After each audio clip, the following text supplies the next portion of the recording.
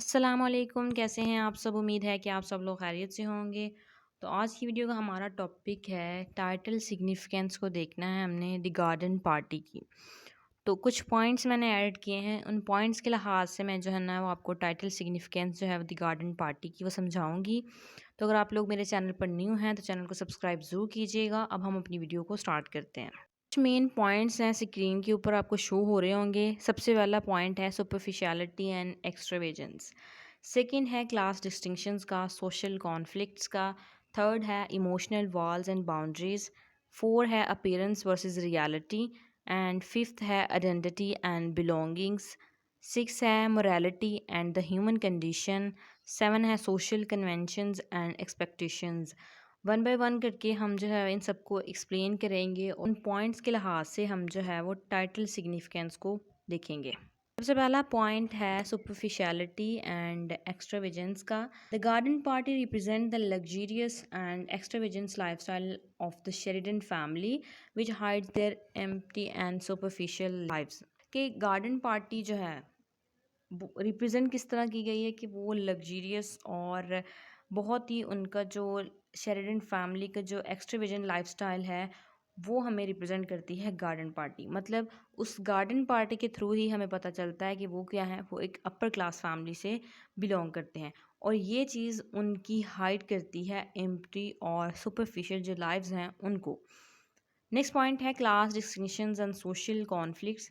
जो पार्टी है वो क्या हाईलाइट करती है, क्लास डिफरेंसेस को, कि इनके दरमियान में जो वेल्दी शेरिडन फैमिली है और दूसरी तरफ जो वर्किंग क्लास नेबर्स हैं उनको, और जो कॉन्फ्लिक्ट्स हैं, जो बैरियर्स हैं उनके दरमियान में, ये उनको भी जो है वो शो करती है। मतलब पार्टी क्या हाईलाइट करती है, एक तरफ तो हमने देखा कि उनकी लग्जरियस लाइफ को हाईलाइट करती है, उनकी लाइफस्टाइल को हाईलाइट करती है, और उसके साथ ही जो उन्होंने हाइड की हुई हैं अपनी जो सुपरफिशियल लाइव्स हैं उनको।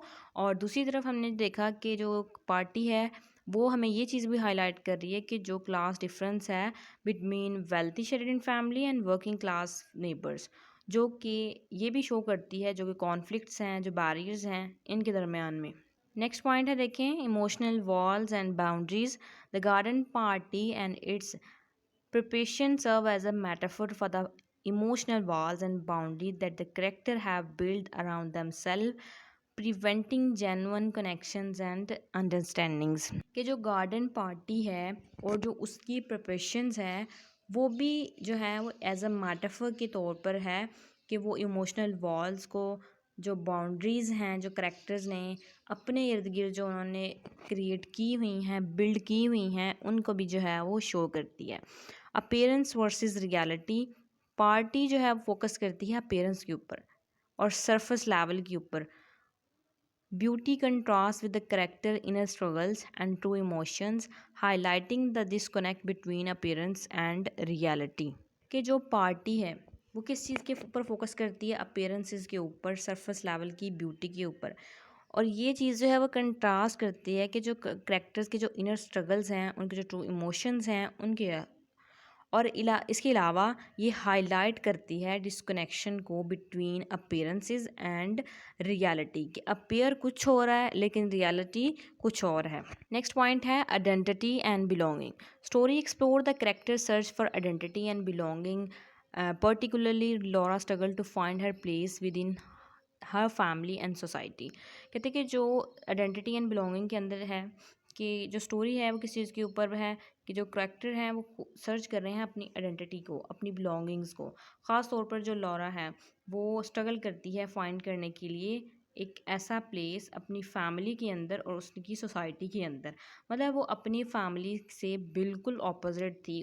उसकी फैमिली के अंदर जो उसकी मदर और उसकी जो सिस्टर हैं वो क्या करती हैं, वो इससे बिल्कुल ऑपोजिट होती हैं। उसकी जो सिस्टर है उसको, आप लोगों को याद होगा कि उसे जो है वो ग़ुलामों को ऑर्डर देना बहुत ज़्यादा अच्छा लगता है, ठीक है। और इसके अलावा जो उसकी मदर है वो बहुत ज़्यादा अपीयरेंस के ऊपर जो है वो फोकस करती हैं। जैसे लॉरा जो है जब वो नेबर के घर में जाती है तो वो चेंज करने लगती है, लेकिन उसकी मदर कहती है कि नहीं, तुम इसी ड्रेस के अंदर जो है वो उनके घर जाओगी।